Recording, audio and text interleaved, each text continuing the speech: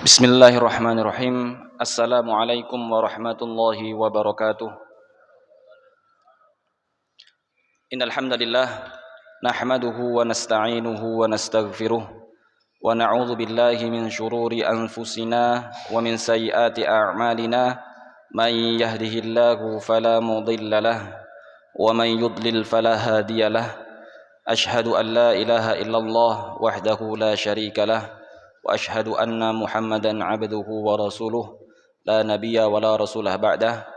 Allahumma salli ala sayyidina Muhammadin wa ala ali sayyidina Muhammad. Baik, pada kajian yang lalu kita sampai kepada penciptaan Nabiullah Adam alaihi salatu wassalam.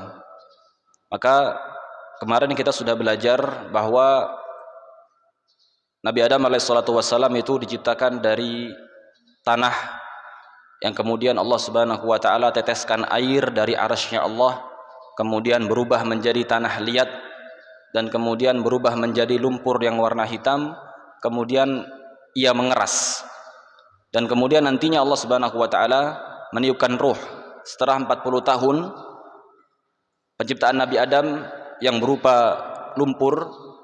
Kemudian nanti setelah 40 tahun setelah itu, maka Allah subhanahu wa ta'ala meniupkan ruh kepada jasad yang masih berupa lumpur tadi itu. Maka seketika jasad itu berubah menjadi manusia dan terciptalah Nabiullah Adam alaihi salatu wassalam. Baik, maka ketika Nabi Adam alaihi salatu wassalam sempurna penciptaannya, maka Allah subhanahu wa ta'ala memerintahkan Nabi Adam untuk menyapa para malaikat. Yang mana di kajian yang lalu para malaikat itu menunggu, senantiasa menunggu, bertawaf di jasad Nabi Adam yang masih belum berupa manusia, menunggu selama 40 tahun. Maka ketika ruh telah ditiupkan kepada Nabi Adam, maka Nabi Adam telah sempurna penciptaannya. Maka Allah subhanahu wa ta'ala memerintahkan Nabi Adam untuk pergi ke para malaikat dan menyapanya. Allah mengatakan, idhab fasallim ala ulaika nafarin minal malaikati jalisin. Allah mengatakan, pergilah kepada para malaikat wahai Adam dan sapalah mereka, salim, sapalah kepada mereka. Yang mana kondisi ketika itu Allah menjelaskan malaikat ketika itu dalam kondisi duduk melihat penciptaan Allah. Kemudian fastami ma yuhyunak. Kemudian Allah mengatakan, dengarkan apa yang malaikat ucapkan, dengarkan apa yang malaikat lontarkan kepadamu, yang nantinya malaikat memberikan salam kepada Nabi Adam. Fa innaha tahiyatuka wa tahiyatu dzurriyyatik.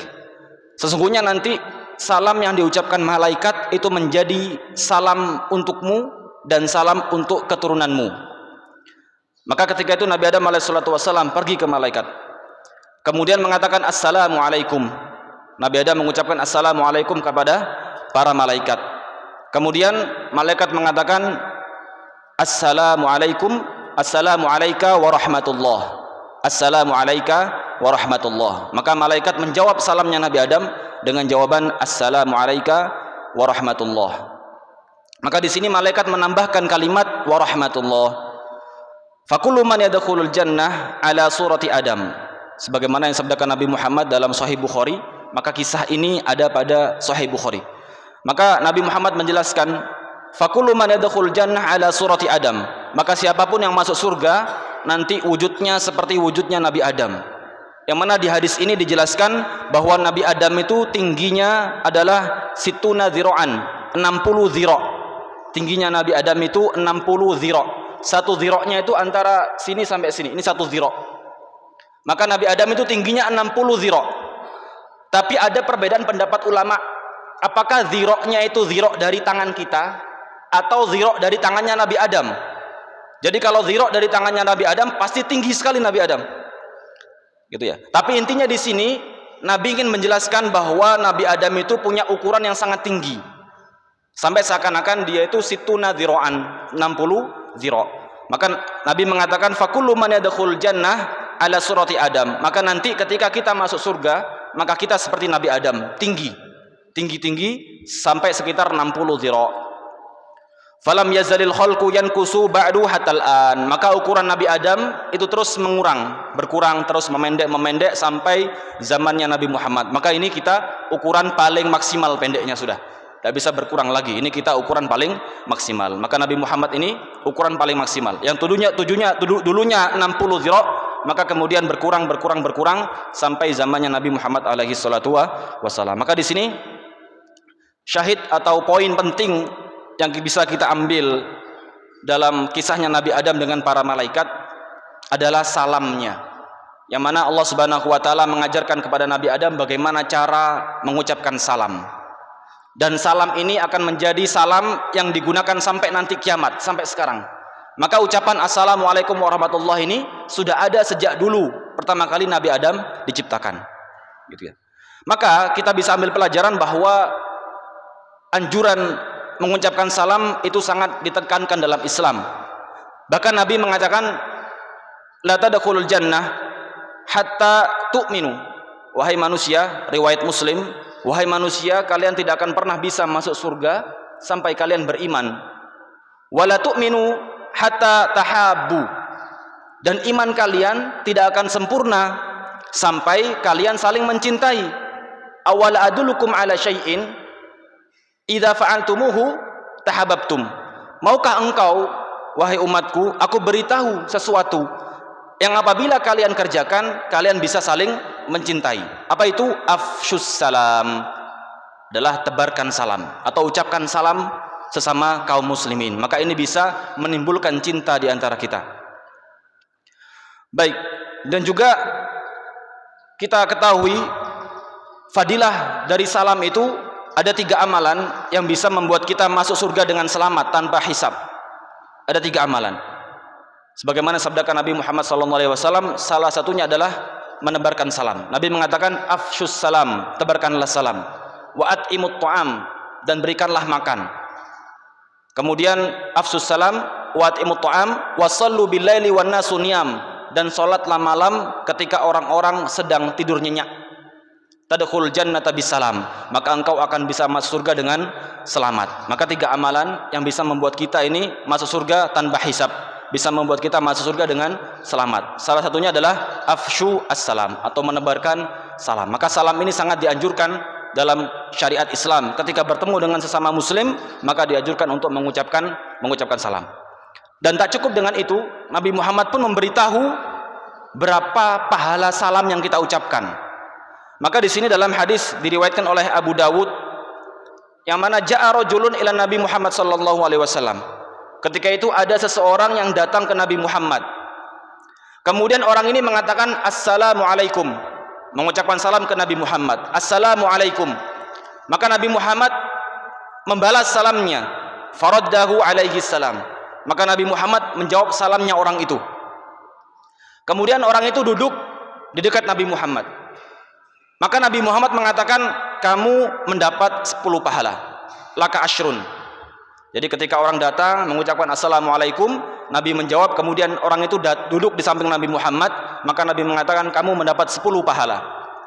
Datang orang yang kedua ke Nabi Muhammad, sama, datang orang kedua ke Nabi Muhammad mengucapkan salam, assalamualaikum warahmatullah. Assalamualaikum warahmatullah. Maka Nabi Muhammad pun menjawab atau membalas salamnya.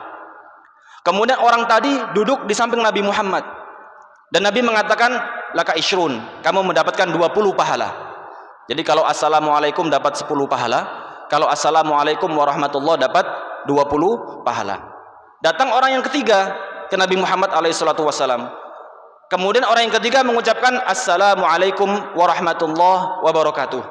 Assalamualaikum warahmatullah wabarakatuh. Maka Nabi Muhammad menjawab salam orang yang ketiga. Kemudian orang yang ketiga duduk di samping Nabi Muhammad, dan Nabi mengatakan kamu mendapat 30 pahala. Masya Allah. Maka ini salam yang kita ucapkan. Kalau kita mengucapkan assalamualaikum dapat 10 pahala. Assalamualaikum warahmatullah dapat 20 pahala. Assalamualaikum warahmatullah wabarakatuh dapat 30 pahala. Tapi ketika sholat, itu yang dianjurkan ucapan salamnya adalah assalamualaikum warahmatullah saja. Jadi nggak usah pakai wabarakatuh. Jadi pas kita salam ke kanan mengucapkan assalamualaikum warahmatullah Ke kiri ucapkan assalamualaikum warahmatullah. Tidak usah pakai wabarakatuh. Tapi kalau kita bertemu dengan sesama muslim, maka dianjurkan assalamualaikum warahmatullahi wabarakatuh. Baik, kemudian bagaimana cara menjawab salam? Maka Allah Subhanahu wa taala pun mengajarkan kepada kita tentang adab dan tata cara menjawab salam. Tadi syariat mengajarkan bagaimana cara salam. Kemudian yang kedua, sekarang syariat mengajarkan bagaimana cara menjawabnya. Allah Subhanahu wa taala berfirman dalam surat An-Nisa ayat 86, Allah berfirman, "Wa idza huyitum bitahiyatin fahayyu bi ahsana minha aw rudduha." Ketika engkau wahai manusia diberikan penghormatan, diberikan salam oleh orang lain, fahayyu, maka balaslah salam itu, fahayyu bi ahsana minha, maka balaslah salam itu dengan yang lebih baik, aw rudduha, atau dengan yang semisalnya. Jadi kalau misalkan Pak, ada orang yang melontarkan salam kepada kita, assalamualaikum warahmatullah, maka afdolnya balas yang lebih baik, waalaikumsalam warahmatullah wabarakatuh. Itu afdolnya. Kalau tidak bisa, maka yang sama minimal apa? Waalaikumsalam warahmatullah. Sudah, minimal yang semisal, jangan yang lebih rendah. Artinya ketika ada orang yang melontarkan salam kepada kita, mengucapkan salam kepada kita, assalamualaikum warahmatullah, kemudian kita tidak boleh jawab waalaikumsalam saja, nggak boleh. Karena perintah Allah, fahayyu, pakai amr di sini, fahayyu, maka jawablah salam itu bi ahsana minha, dengan yang lebih baik, au rudduha, atau yang semisalnya. Maka tidak boleh ketika ada orang yang memberikan salam kepada kita, assalamualaikum warahmatullah, kemudian kita jawab waalaikumsalam saja, tidak boleh. Maka minimal apa? Waalaikumsalam warahmatullah. Paling maksimal waalaikumsalam warahmatullah wabarakatuh. Itu paling maksimal. Jadi lebih baik, itu lebih afdol. Lebih banyak salamnya waalaikumsalam warahmatullahi wabarakatuh, lebih afdol. Dan ingat, setiap salam yang kita ucapkan itu dapat pahala 10. Dapat pahala 10. Maka Masya Allah, ini banyak sekali peluang-peluang yang bisa kita gunakan untuk meraih pahala. Jadi ingat perkataan Syekh Amin Ismail dulu ketika kami KKN di Sudan. Beliau mengatakan umat Islam itu banyak sekali peluang pahala. Kalau misalkan dia mengambil air minum, membaca bismillah, maka setiap air minum yang masuk ke dalam tubuhnya bernilai pahala. Kalau seandainya umat muslim itu berjalan mengucapkan bismillah, maka setiap langkahnya itu bernilai pahala. Kebaikan bernilai pahala, dan setiap pahala itu bisa menghapus dosa. Mengucapkan salam bernilai 10 pahala. Jadi katanya Syekh kami, Syekh Amin Ismail, beliau mengatakan, jadi orang Islam yang masuk neraka itu sak nemen-nemene uang, katanya. Jadi separah-parahnya manusia. Kenapa? Karena kita itu banyak sekali peluang-peluang pahala. Kita baca bismillah saja udah pahalanya berlipat ganda. Sholat saja itu pahalanya sudah banyak sekali. Senyum membuat orang lain berbahagia, itu pahalanya luar biasa. Sebagaimana yang disabdakan Nabi Muhammad SAW, beliau mengatakan, ahabul a'mali indallah idkhalus surur fi qalbin nas, atau fi qalbil mu'min. Kata Nabi Muhammad, amalan yang paling Allah cintai adalah membuat orang lain bahagia. Jadi membuat orang lain tersenyum, berbagi sesama muslim, itu pahalanya besar. Dan setiap pahala itu bisa menghapus dosa. Dan dalam hadis lain dijelaskan, satu kebaikan bernilai 10 kebaikan. Jadi satu kebaikan bernilai 10 pahala. Bahkan sampai Allah lipat gandakan 700 kali lipat. Dan satu dosa, hanya Allah tulis satu dosa saja. Jadi kalau kita berbuat maksiat, hanya Allah tulis satu dosa saja. Sedangkan kebaikan Allah tulis 10 pahala. Jadi intinya di sini umat muslim itu peluang masuk surganya besar sekali. Nah, jadi jangan sampai kita sesama muslim saling menyesatkan, saling menyalahkan. Karena setiap dari kita itu punya peluang masuk surga sangat besar. Ini syariat Islam. Nabi Muhammad pun tidak pengen kita masuk neraka. Allah pun pengen kita masuk surga. Nah, maka dari itu gunakan waktu dengan baik, jangan sampai setiap detik yang kita miliki berlalu tanpa kebaikan. Karena setiap kebaikan bernilai 10 pahala sampai 700 kali lipat pahala, dan setiap kebaikan itu bisa menghapus satu dosa. Baik, maka ini fadilah dari salam tadi itu. Maka ketika kita diucapkan salam oleh orang lain, maka silahkan jawab dengan yang lebih baik atau yang semisalnya. Baik, maka ketika Nabi Adam alaihi salatu wassalam sudah menyapa para malaikat, maka Nabi Adam dipanggil oleh Allah kembali. Faqala Allahu lahu wa yadahu makbudatani. Ketika itu Allah Subhanahu wa taala memanggil Nabi Adam, wahai Adam, kemari. Dipanggil Nabi Adam oleh Allah Subhanahu wa taala. Kemudian Allah Subhanahu wa taala menyodorkan kedua tangannya, dan kedua tangan Allah sedang menggenggam. Allah mengatakan, "Ikhtar, pilih salah satu dari tanganku ini." Ini hadis riwayat Tirmidzi, bisa dicek kisahnya. Maka ketika itu Allah Subhanahu wa taala menyodorkan kedua tangannya yang sedang menggenggam. "Wahai Adam, pilih salah satu dari tanganku yang menggenggam ini." Maka Nabi Adam memilih tangan yang sebelah kanan. Maka di sini dalam hadis dijelaskan, qala ikhtartu biyamini rabbi wa kilta yaday rabbi yaminun. Aku memilih tangan kanan Tuhanku, sedangkan tangannya Tuhanku itu semuanya kanan. Ini katanya Nabi Adam, riwayat hadis Tirmidzi, sebagaimana sabdakan Nabi Muhammad sallallahu alaihi wasallam. Maka Nabi Adam alaihi salatu wasallam memilih tangan kanannya Allah Subhanahu wa taala. Maka ketika itu Allah Subhanahu wa taala membuka tangan yang menggenggam, maka keluar semua ruh sampai datangnya hari kiamat. Keluar semua ruhnya manusia sampai datangnya hari kiamat. Maka Nabi Adam mengatakan, "Apa ini wahai Tuhanku? Apa ini ya Allah?" Nabi Adam kaget, ini apa? Ruh. Maka Allah Subhanahu wa taala mengatakan, "Ini adalah keturunanmu sampai datangnya hari kiamat." Jutaan manusia Allah keluarkan dari tangannya. Kemudian Nabi Adam alaihissalatu wassalam melihat di antara jutaan ruh yang ada, Nabi Adam melihat ada ruh yang paling bercahaya. Ada ruh yang paling bercahaya. Maka di situ Nabi Adam alaihissalatu wassalam bertanya, "Siapa ini wahai Tuhanku? Siapa ruh yang paling bercahaya ini?" Maka Allah Subhanahu wa taala mengatakan, dia adalah Dawud alaihissalam. Dia adalah Nabi Dawud. Nabi Dawud alaihissalatu wassalam. Ruhnya paling bercahaya di antara ruh-ruh yang lainnya. Maka dijelaskan dalam hadis riwayat Tirmidzi ini, ketika ruh dikeluarkan, umur manusia ketika itu sudah ada di antara kedua matanya. Jadi ada yang umurnya 1000 tahun, ada yang umurnya 40 tahun, ada yang umurnya 60 tahun. Maka Nabi Adam melihat umurnya Nabi Dawud itu cuma 40 tahun. Nabi Adam melihat di antara matanya Nabi Dawud itu ada tulisan 40. Maka Nabi Adam mengetahui umurnya 40 tahun. Maka Nabi Adam alaihissalam meminta kepada Allah, "Wahai Tuhanku, tambahlah umurnya, panjangkan umurnya." Maka Allah mengatakan tidak bisa, karena umur sudah takdir, sudah kutetapkan 40 tahun, maka tidak bisa dirubah. Ketika itu Nabi Adam diberikan umur 1000 tahun oleh Allah Subhanahu wa taala. Maka ketika Nabi Adam meminta kepada Allah ketika itu, "Wahai Allah, tambahlah umurnya." Tidak bisa. Maka kalau begitu, kurangi dari umurku, ambil 60 tahun dari umurku, berikan kepada Nabiullah Dawud alaihissalatu wassalam. Maka Allah mengabulkan permintaannya Nabi Adam alaihi salatu wasalam, dikurangi umurnya Nabi Adam 60 tahun, kemudian diberikan kepada Nabi Daud alaihi salatu wasalam, maka Nabi Daud memiliki 100 tahun untuk hidup. Maka ini kisah setelah Nabi Adam alaihi salatu wasalam disuruh salam, kemudian Allah tunjukkan keturunannya sampai nanti hari kiamat. Baik, kemudian Allah Subhanahu wa taala mengajarkan kepada Nabi Adam ilmu. Allah berfirman dalam surat Al-Baqarah, wa 'allama Adam al-asma'a kullah summa 'aradahum 'alal malaikah faqala anbi'uni bi asma'i haula'i in kuntum shadiqin. Kemudian Allah Subhanahu wa taala mengajarkan kepada Nabi Adam ilmu. Allah mengajarkan nama-nama kepada Nabi Adam, semua nama-nama yang ada pada alam semesta.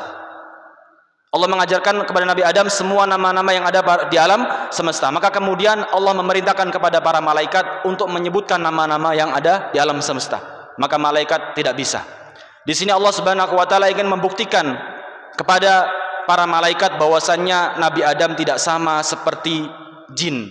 Yang mana jin sukanya merusak, tapi makhluk yang baru ini adalah makhluk yang mulia. Bahkan dia lebih mulia daripada malaikat dengan ilmunya. Maka ketika itu Allah Subhanahu wa taala mengatakan kepada para malaikat, ambiuni bi asma haula in kuntum shadiqin. Wahai malaikat, coba tunjukkan kepada saya, sebutkan nama-nama yang ada di alam semesta ini. semua makhluk yang ada dalam semesta ini, sebutkan. Maka malaikat mengatakan, qalu subhanak, wahai Allah, maha suci engkau, la ilma lana, kami tidak punya ilmu illa ma 'allamtana, kecuali ilmu yang telah engkau ajarkan kepada kita semua. Maka di sini malaikat tidak mampu untuk menyebutkan nama-nama yang ada di alam semesta ini. Maka kemudian Nabi Adam alaihissalatu wassalam diperintahkan oleh Allah, qala ya Adam ambihum bi asma'ihim. Falamma ambahum qala alam aqul lakum inni a'lamu ghaibas samawati wal ard wa a'lamu ma tubduna wa ma kuntum taktumun. Allah mengatakan, wahai Adam, coba tunjukkan kepada para malaikat semua nama-nama yang sudah aku ajari. Maka Nabi Adam menyebutkan nama-namanya, A, B, C, sebutkan semuanya dalam semesta ini. Bahkan Allah Subhanahu wa taala mengajarkan Nabi Adam bagaimana cara membuat besi, bagaimana cara membuat api, yang nantinya ilmu ini sangat bermanfaat ketika Nabi Adam turun di muka bumi ini. Jadi ilmu yang mengatakan manusia dulu itu primitif, manusia dulu itu seperti kera, ini ilmu yang batil, ilmu yang salah. Karena Nabi Adam ketika turun di muka bumi ini sudah tahu bagaimana cara membuat besi, sudah tahu bagaimana cara membuat rumah, sudah tahu bagaimana cara membuat baju, dari ilmu yang sudah Allah ajarkan kepada Nabi Adam alaihissalatu wassalam. Atau bahasanya itu semua ilmu yang ada saat ini itu kembalinya dari Nabi Adam alaihissalatu wassalam. Karena Allah mengajarkan semua ilmu kepada Nabi Adam alaihissalatu wassalam. Maka karena kemuliaan ilmu yang ada pada Nabi Adam, maka Allah Subhanahu wa taala memerintahkan malaikat untuk bersujud kepada Nabi Adam. Allah berfirman, wa idz qulna lil malaikati isjudu li adama fasajadu illa iblisa aba wastakbara wa kana minal kafirin. Maka karena kemuliaan ilmu yang ada pada Nabi Adam alaihissalatu wassalam, maka Allah Subhanahu wa taala memerintahkan semua malaikat, wahai malaikat, bersujudlah kepada Adam. Maka seketika itu jutaan malaikat bersujud ke Nabi Adam alaihissalatu wassalam. Nabi Adam tercengang ketika itu, bingung, ketakutan melihat malaikat yang bentuknya sangat besar sekali bersujud kepada Nabi Adam alaihissalatu wassalam. Dan di antara malaikat yang bersujud ada satu makhluk yang berdiri, tidak mau bersujud. Di antara jutaan malaikat yang bersujud kepada Nabi Adam alaihissalatu wassalam atas perintah Allah, maka ada satu makhluk yang enggan bersujud, illa iblis aba wastakbar. Maka iblis berdiri, dia berdiri tegak di antara para malaikat yang bersujud. Aba wastakbar, iblis sombong, tidak mau bersujud kepada Nabi Adam alaihissalatu wassalam karena iblis menyombongkan dirinya. Iblis merasa dirinya lebih baik. Iblis merasa bahwasanya ia diciptakan dari api dan Nabi Adam diciptakan dari tanah. Maka iblis mengatakan, aku lebih baik daripada Adam, ana khairum minhu, aku lebih baik daripada Nabi Adam alaihi salatu wasalam. Maka perbuatan iblis inilah yang membuat iblis menjadi makhluk yang sangat hina, yang membuat iblis menjadi makhluk yang terkutuk, terlaknat oleh Allah Subhanahu wa taala karena perbuatan sombongnya. Maka di sini Allah Subhanahu wa taala mengungkapkan atau menunjukkan perbuatan iblis. Maka manusia, Allah memberikan pelajaran kepada kita semua, jangan sombong, karena sombong bisa membuat kita hancur. Sebagaimana yang disabdakan oleh Nabi Muhammad sallallahu alaihi wasallam, yang mana ketika seseorang bertawadhu kepada Allah, tidak sombong karena Allah Subhanahu wa taala, maka Allah Subhanahu wa taala akan mengangkat derajatnya. Tapi kalau seandainya ia sombong kepada Allah, maka Allah akan menghancurkannya sebagaimana iblis laknatullah alaihi dihancurkan oleh Allah Subhanahu wa taala. Dan Nabi Muhammad menjelaskan bagaimana sifat sombong. Kalau kita bisa ambil pelajaran dari iblis, maka sifat sombong adalah yang pertama, kata Nabi Muhammad, batarul haq, tidak mau menerima kebenaran, wa ghamtun nas, suka meremehkan orang lain. Jadi kalau di hati kita suka meremehkan orang lain, ketika dia nasihati, apalagi dinasihati oleh anak kita, kita mengatakan, ah, kamu itu apa? Kamu itu masih kecil, ayah lebih lama hidup daripada kamu. Kita dinasihati oleh orang yang lebih muda daripada kita, kemudian kita sombong, tidak mau menerima nasihatnya, meremehkan orang lain. Maka orang-orang yang suka meremehkan orang lain, suka menganggap orang lain sepele, maka itu termasuk dari golongan orang-orang yang sombong dan takabur. Dan takabur ini termasuk dari sifatnya iblis laknatullah alaihi. Maka cukup sekian kajian kita pada subuh hari ini. Ini pelajaran bagi kita semua bagaimana sombongnya iblis. Maka insya Allah pekan depan kita akan belajar bagaimana iblis terusir dan kemudian Nabi Adam alaihissalam juga terusir dari surga, dan kemudian Nabi Adam hidup di dunia dan nantinya beliau punya anak 4 kembar, kemudian nanti punya anak satu lagi namanya Syith, Nabi Syith, yang nantinya Nabi Syith ini menjadi nabi yang pertama yang Allah ajarkan bagaimana cara memandikan mayit, bagaimana cara menyolati mayit. Itu adalah Nabi Syith. Ini wahyu pertama tentang bagaimana pengurusan jenazah itu Allah turunkan kepada Nabiullah Syith, anaknya Nabi Adam alaihissalatu wassalam. Maka insyaallah nanti kita akan belajar bagaimana kisahnya Nabi Adam ketika turun di bumi, dan bagaimana kisahnya Qabil dan Habil, bagaimana kisahnya Nabiullah Syith. Barakallahu li wa lakum fi dunya wal akhirah. Subhanakallah wa bihamdika astaghfirullah wa la ilaha illa anta subhanak inni kuntu minadh dhalimin. Assalamualaikum warahmatullahi wabarakatuh.